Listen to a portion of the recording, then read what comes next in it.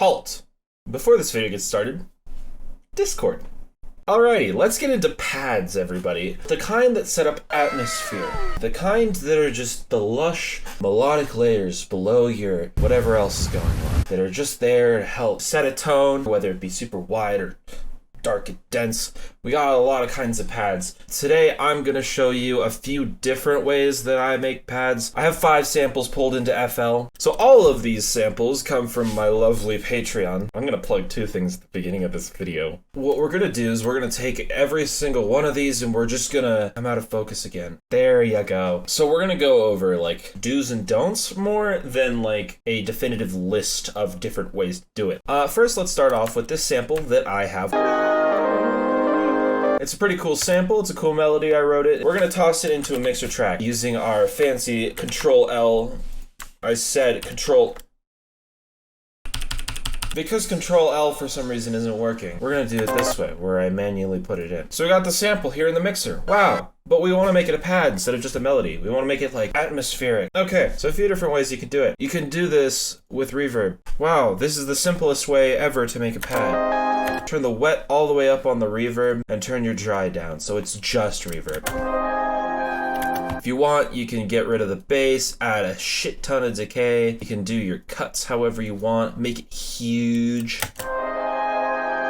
It's distorting a little bit, so turn it down. This is just fruity reverb, and that's part of the problem. The fact that it's just fruity reverb. You can obviously go for different reverbs, like this one, which is probably my favorite reverb. It's getting there on the pad, but you can still hear the melody a lot, and so this might not be something you want. Now we get into the hardcore reverb. This reverb is called Adaptiverb. It's by the same company who made PITCHMAP, which is the plugin I went over in this video. Whoa! Turns out if a company makes one good plugin, they might also make other good plugins.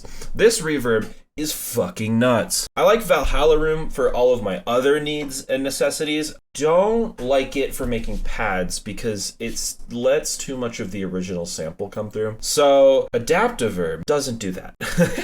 You can kind of hear, based on the tail alone, that this is a pretty reverb. First thing you're gonna want to do is turn your wet all the way up.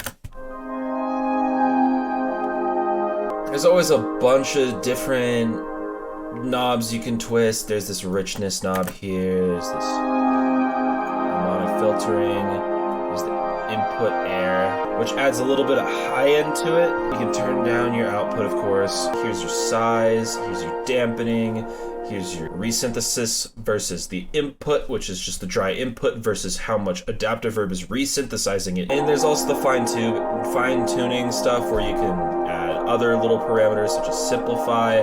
After I consolidate it, you can now see that you have the prettiest pad ever.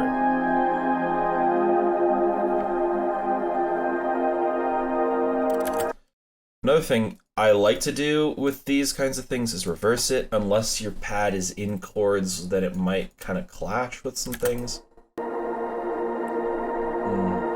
And then, if you really want, you can toss that back through the same fucking reverb. Yeah, toss it right back through the same Adaptiverb, and you got yourself the most lush, the most serene pad you've ever fucking heard in your entire life. That is good for the soul. Okay, if I toss a different sample into it,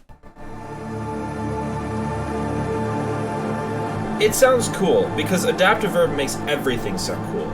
But there's just a little bit that could be like cleaned up about this one. The sample originally, before it gets tossed into Adaptiverb, let me play it dry for you. Before it gets tossed into it, it has that re-space below it, which I think might be contributing to making it sound a little sloppy. So what you would do with your gigantic brain is just get rid of that low end.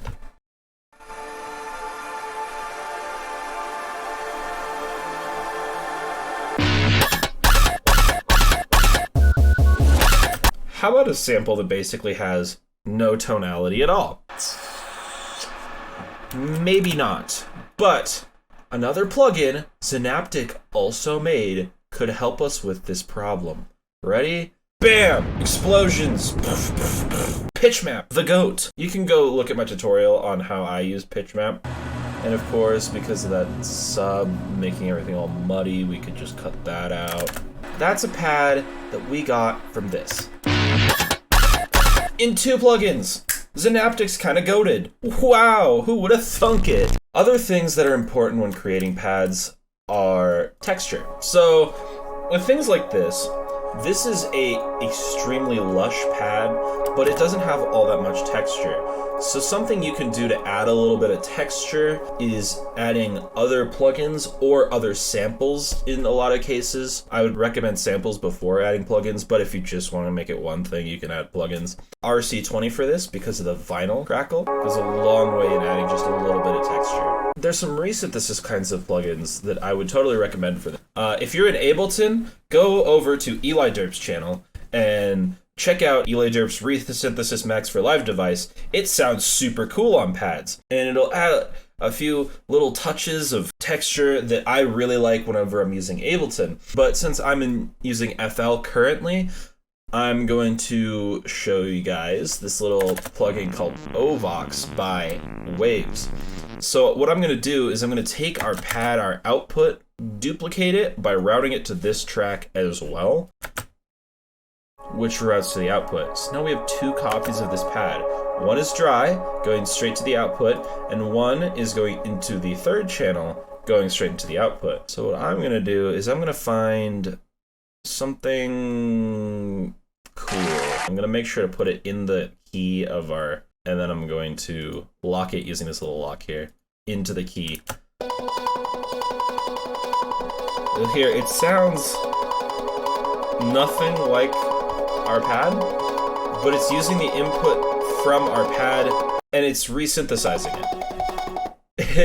It's basically a synthesizer, but it's an effect, which I think is super cool. There's a lot of in-depth stuff. I might have to make a more in-depth tutorial on how this thing works, but for now what I will do is just stick to presets built into this plugin.